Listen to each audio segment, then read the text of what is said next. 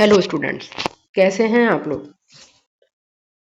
आशा है आप लोगों की तैयारी अच्छी चल रही होगी। चलिए, जैसा हमने कहा था, हमारा नेक्स्ट वीडियो आएगा। हमने अपने पहले वीडियो में आपको जो कवर किए थे टॉपिक, वो मूल अधिकार से रिलेटेड थे। मूल अधिकार का अर्थ, महत्व, उद्देश्य। और हमने आपसे कहा था कि हमारी अब जो नेक्स्ट वीडियो आएगी वो मूल अधिकारों के निलंबन से रिलेटेड आएगी।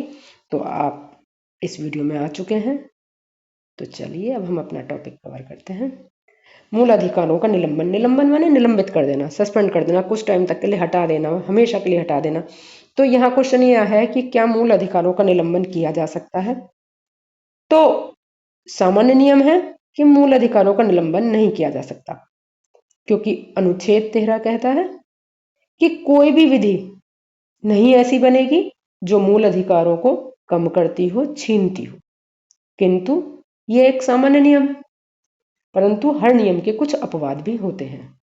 तो जो अनुच्छेद 13 कहता है, अनुच्छेद 13 हमें बताता है कि संविधान से पहले जो ऐसी विधियां मूल अधिकारों से असंगत हैं वो भी शून्य होंगी। आगे कहते हैं कि राज्य कोई ऐसी विधि नहीं बनाएगा जो मूल अधिकारों को कम करे या निलंबित कर दे या छीनता हो उसकी स्वतंत्रता को, उसके स्वरूप को। तो उस नियम के जो अपवाद हैं वही निलंबन, कि किन किन कुछ मामले हैं जिनमें मूल अधिकारों का निलंबन हो सकता है।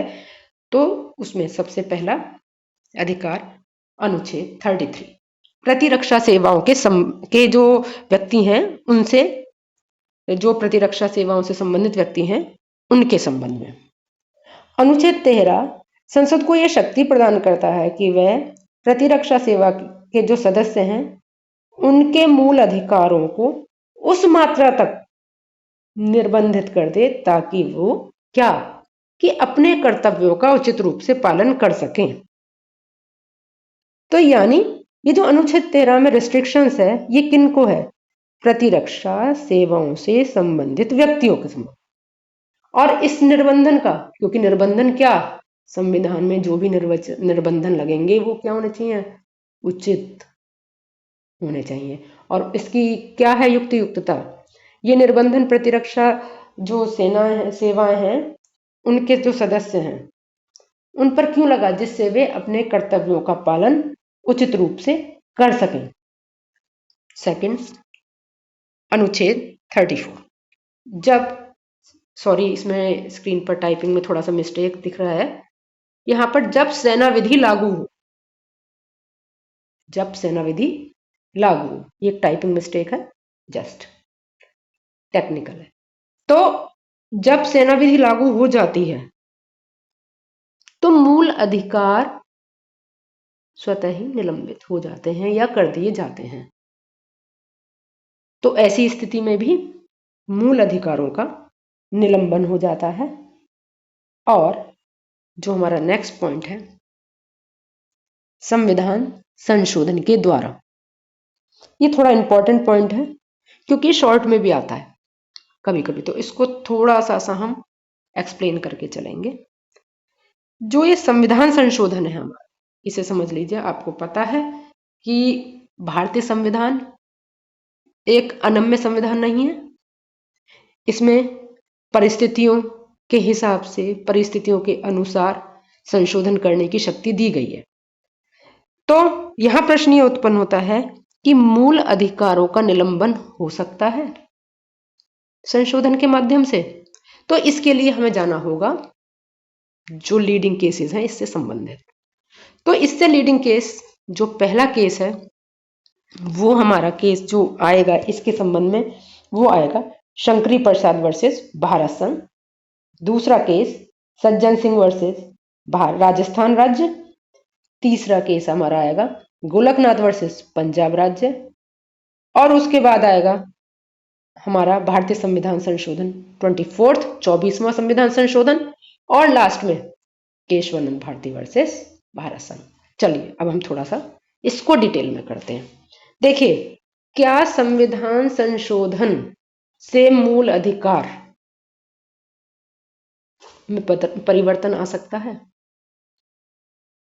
तो इसका आंसर, सबसे पहला केस हमारा शंकरी प्रसाद।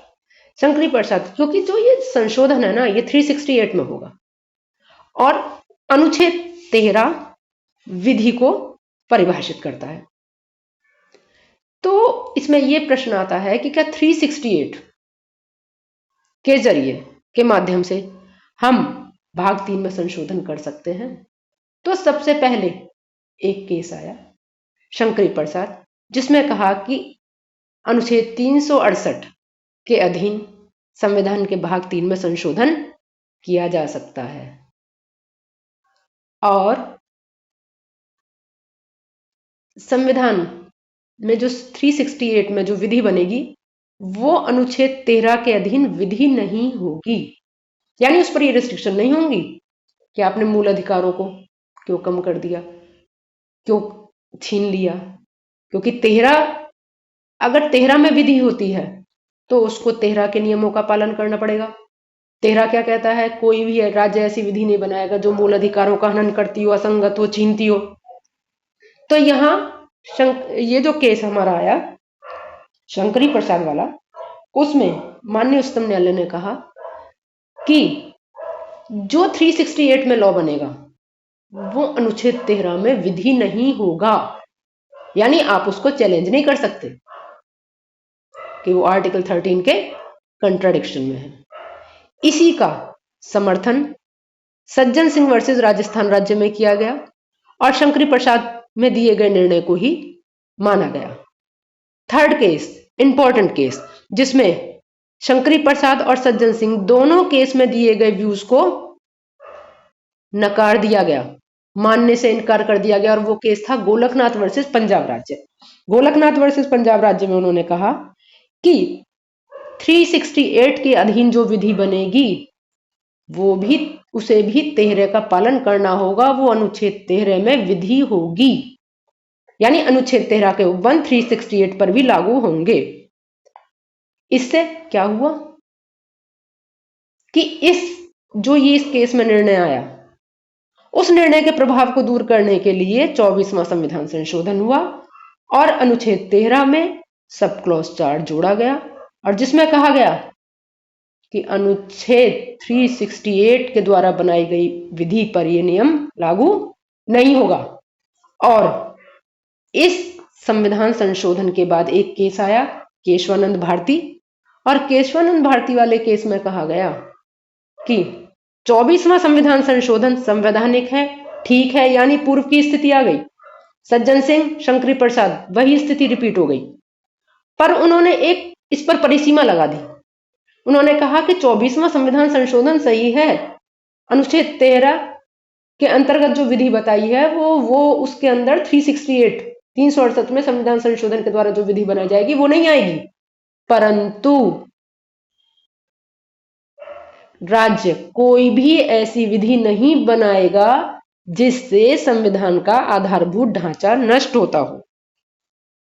तो यहां पर आपको क्लियर हो गया कि संविधान संशोधन के द्वारा भी मूल अधिकार निलंबित हो सकते हैं।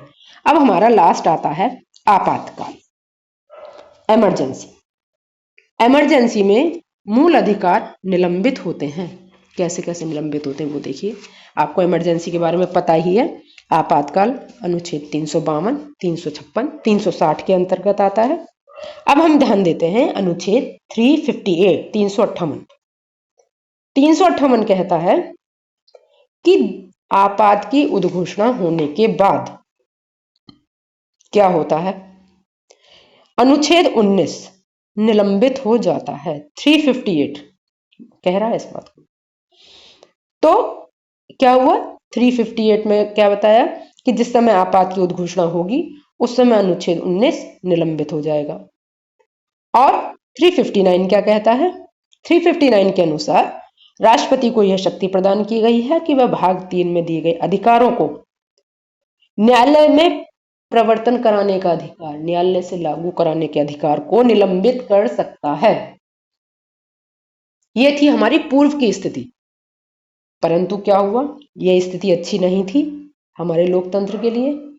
तो 44वां संविधान संशोधन आया और उसमें चेंज हुआ। उन्होंने कहा कि जो 358 वाली बात है, अनुच्छेद 19 के निलंबन की बात है। उन्होंने कहा कि यह सिर्फ देश में युद्ध और सशस्त्र आक्रमण पर विद्रोह पर होगा, युद्ध और बाह्य आक्रमण पर होगा। सशस्त्र विद्रोह की स्थिति में यह नियम लागू नहीं होगा। और जो 359 की बात है कि जिसमें मूल अधिकारों को प्रयोग करने का उपचार, मूल अधिकारों की पहुंच तक उपचार का अधिकार निलंबित हो जाएगा, तो उन्होंने कहा आर्टिकल 20 और 21 का निलंबन नहीं होगा, क्योंकि इस चीज का दुष्परिणाम हम 1975 में देख चुके हैं। तो उसकी पुनरावृत्ति ना हो, तो उन्होंने कहा कि ठीक है, आपातकाल है, उसकी घोषणा होती है, उसमें मूल अधिकारों का निलंबन होता है, अपवादित परिस्थितियां हैं, परंतु उन्होंने इस पर कुछ परिसीमाएं लगा दी।